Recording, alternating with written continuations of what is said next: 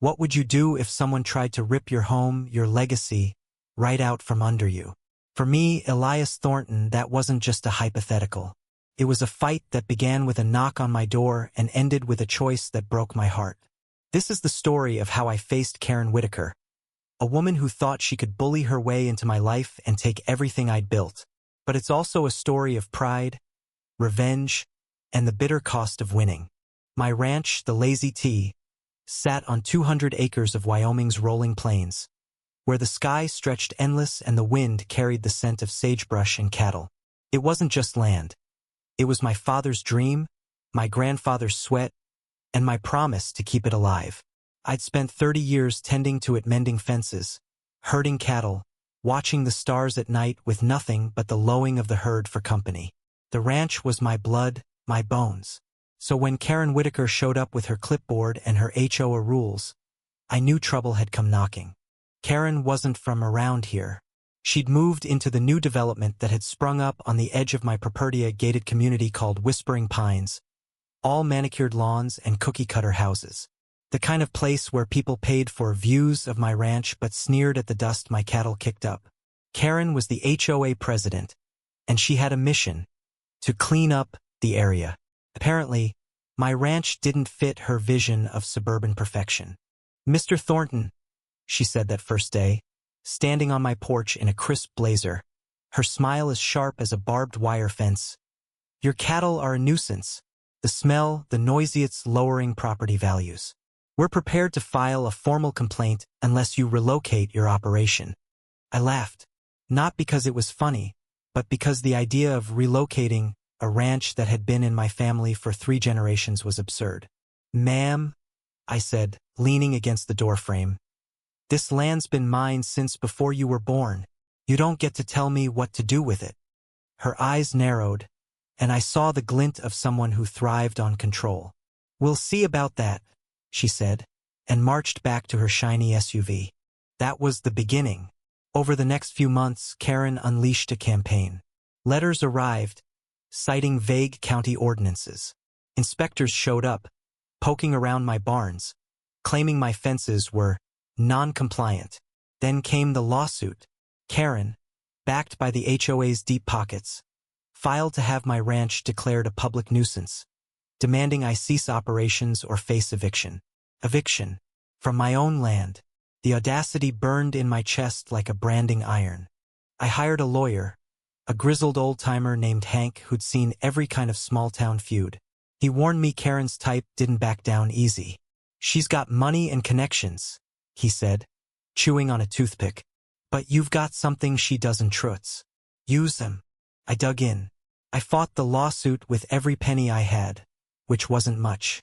The ranch wasn't a gold mine. It was a labor of love, barely breaking even most years. But I wasn't about to let Karen Whitaker steamroll me. Then came the twist I didn't see coming. One evening, as I sat on my porch nursing a coffee, a stranger pulled up in a beat-up truck. He was a wiry man with a crooked grin, introducing himself as Nate, a surveyor who'd worked on the Whispering Pines development. "Heard you're having trouble with the HOA," he said, lighting a cigarette. "Got something you might want to know." Nate revealed that the HOA's land, the entire Whispering Pines subdivision, had been carved out of a larger parcel my grandfather had sold off decades ago. But here's the kicker. The sale included a clause. If the buyer or their successors ever defaulted on property taxes, the land would revert to the original owner's heirs. That meant me, and Nate, who'd been fired by the developer for asking too many questions, had proof the HOA was behind on payments. Big time. "Why are you telling me this?" I asked, suspicious.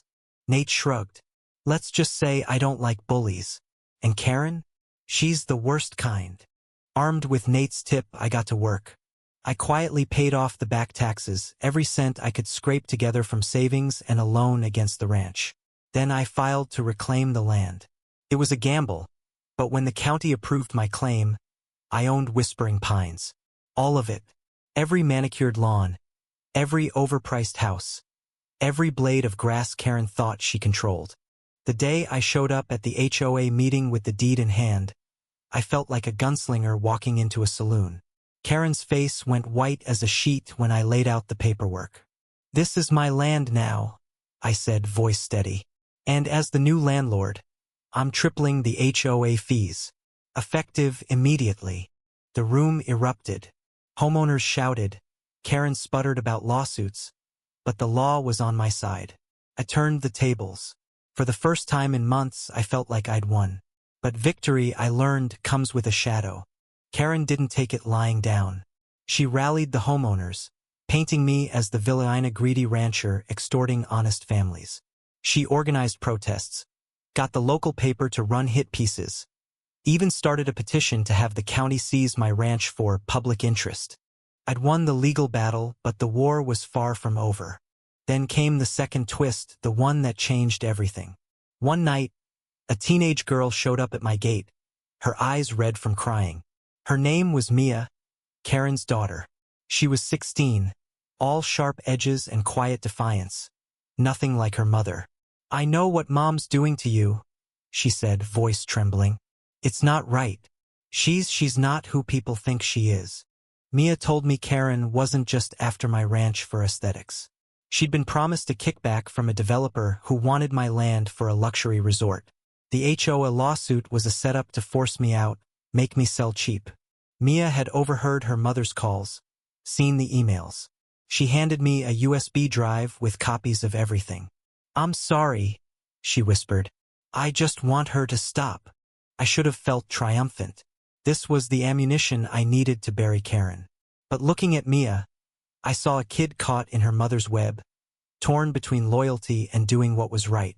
I thanked her, sent her home, and sat up all night staring at that USB drive. I could use it to ruin Karen, expose her corruption, maybe even get her arrested. But what would that do to Mia? To the other families in Whispering Pines who were just trying to live their lives? The next morning, I made my choice. I called a meeting with the HOA, Karen included. I didn't mention the USB drive. Instead, I offered a deal. I'd sell the Whispering Pines land back to the HOA at cost, no profit, on one condition: they dropped the lawsuit against my ranch. Karen, cornered and humiliated, agreed. The homeowners, tired of the fight, voted in favor. The war was over, but the cost lingered. Mia stopped coming around, and I heard she'd left home, unable to live with her mother's schemes. The ranch was safe, but the victory felt hollow. I'd saved my legacy, but at what price? I'd become the kind of man who'd tripled rent on families to prove a point, who'd let anger drive him to the edge. I looked out at my land, the cattle grazing under a bruised sky, and felt the weight of it all. I'd won, but I'd lost something too, maybe the part of me that believed justice could be clean. ND.